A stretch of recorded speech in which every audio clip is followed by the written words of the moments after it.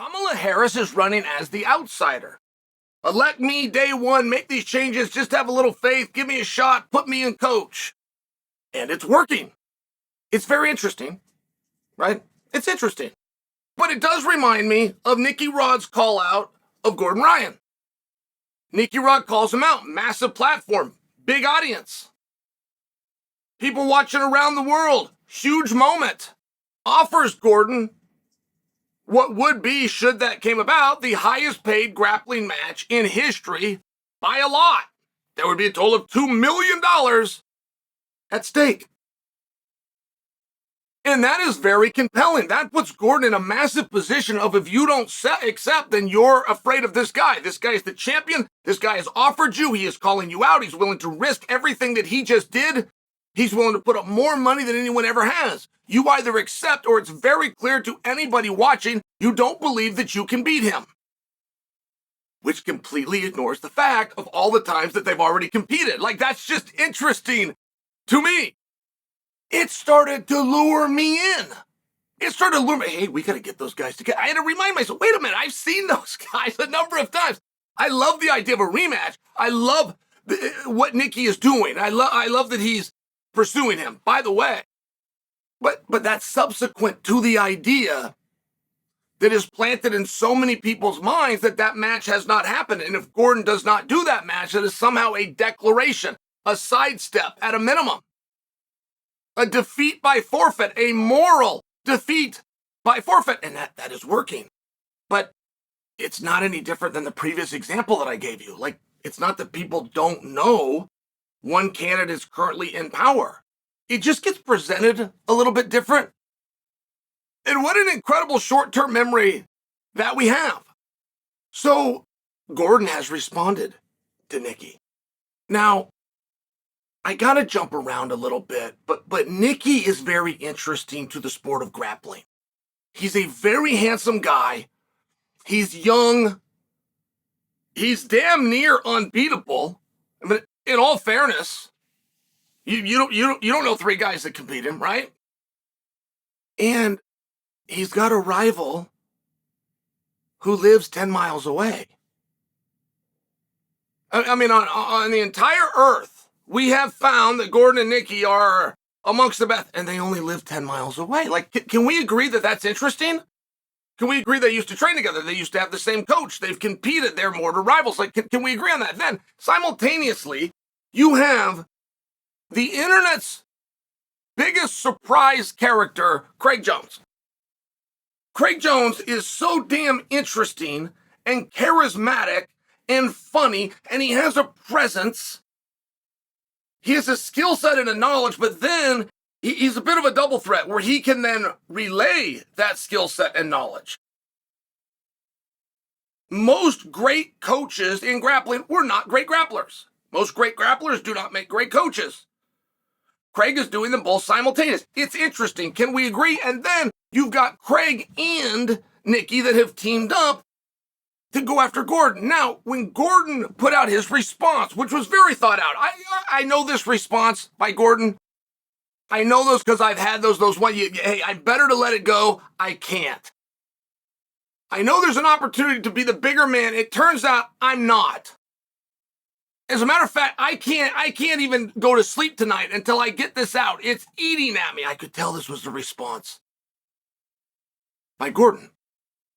But nowhere within Gordon's response did he remind everybody that he's done those matches multiple times. And I just find it to be an interesting concept. Even when I do compare it to politics, and there's no political statement here. I'm not a sports fan. I'm a political fan. I like the verbal debate. I like the debate of body language. That is who I learn from. When I got into fighting, I never learned to try to emulate and copy some athlete that I saw. I read things about me that I try to copy professional wrestlers, but they're wrong. I learned to talk like the man on the 6 o'clock news. Those reports were wrong. And I see one side saying, you can't win if you don't do interviews. Says who? Where did you possibly get that? We've seen somebody win that didn't even campaign. Like, where are you getting these ideas? I remember, and I'll never forget it, when Mama Bush was trying to defend her son Jeb, and she said, you, talking about Donald Trump, you cannot insult your way to the White House. And I remember sitting back and just going, do you really know this little about what's going on around you? Like, that was the ultimate sandhagging of political speak. And I bring that to you because it's a very similar thing with Gordon. I think maybe he believes other people know those matches have happened. And those matches have happened multiple times. I must tell you, I follow this close. You guys know that I follow this close. I know of 3 times that Rodriguez and Gordon have gone at it. And there might be 4. And when I tell you I know of 3, there might only be 2. Right? It's one of these things where even though I'm in the know, I can't totally remember. Like, I see MMA guys do this all the time. Say, I want to fight somebody that's ranked. Nobody knows who's ranked. There's no way to get credit for fighting a ranked guy. We don't know who's ranked or care. My last 4 guys have all been in the top 10 and I can't get into the top 5. They have? I didn't know that. Not only do I not know that they were ranked, I can't remember that you fought 4 guys. In addition to that, I don't even know where to get that information from. And I'm just sharing for you. I don't know my own record. I know that I never lost, but I don't know how many men that I fought. I'm not attempting to be funny within that. I don't know. I'm normal. But it's very easy to get lost in the weeds when it's your life and to assume that everybody else around you is going to know. And I think that might diminish and or change your opinion of whether Gordon should do this for 1 or what the outcome would be for 2 or what the stakes are for 3. I think that it would change your mind if you knew that he's done that 3 times under 2 different skill sets. I can only remember the Abu Dhabi finals that was over in an instant. And I can remember the Fight Pass Invitational. But for some reason, I thought they then also met up in the Absolute. I have that wrong, don't I? Did Nikki get upset? Can't remember that. I can't remember. And I know that Craig has taken on Gordon a number of times. I even remember the last one when Craig lost. It was like by 1 second in EBI overtime, and it was an armbar situation. We thought that Craig was going to beat him. Like, it was one of these really interesting things. I watched it. It's the most I can tell you. I can't tell you what weight class it was. I can't tell you where it was held. I can't tell you who the referee was, just by example. And my point in telling you that is, I'm really good at these things. I don't forget things. I'm really good at it.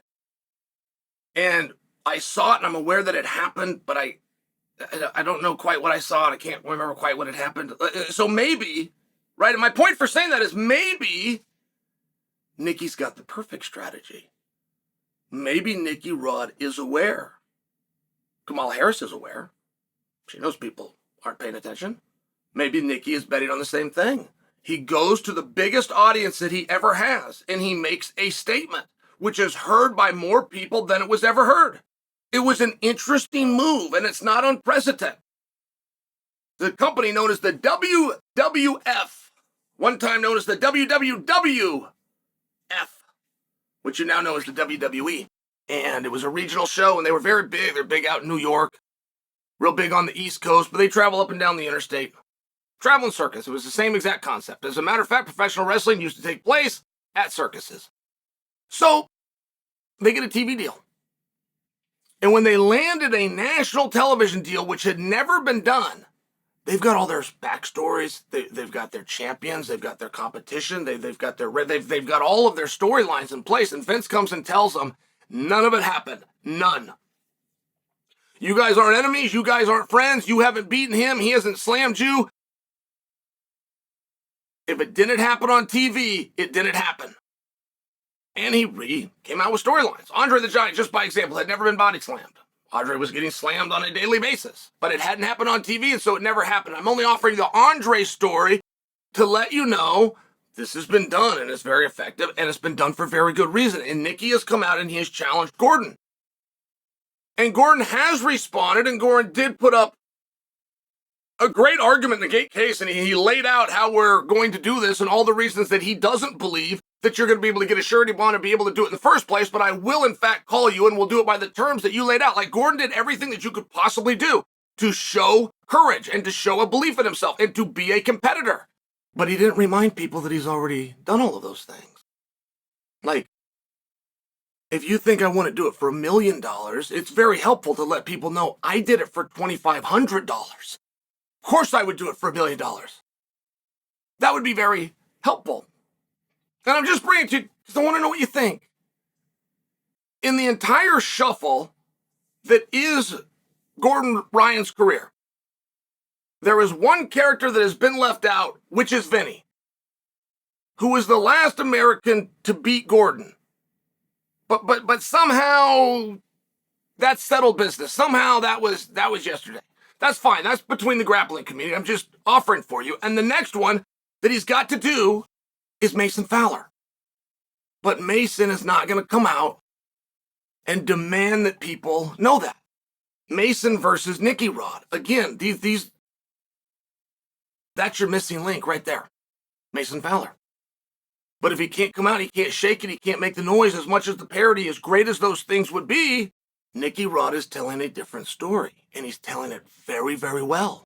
And when I went to bed last night in the court of public opinion between Nikki Rod and Gordon, Nikki was winning. Now that was before Gordon gave his response. So I will check it tonight and I will get back to you tomorrow and let you know the score.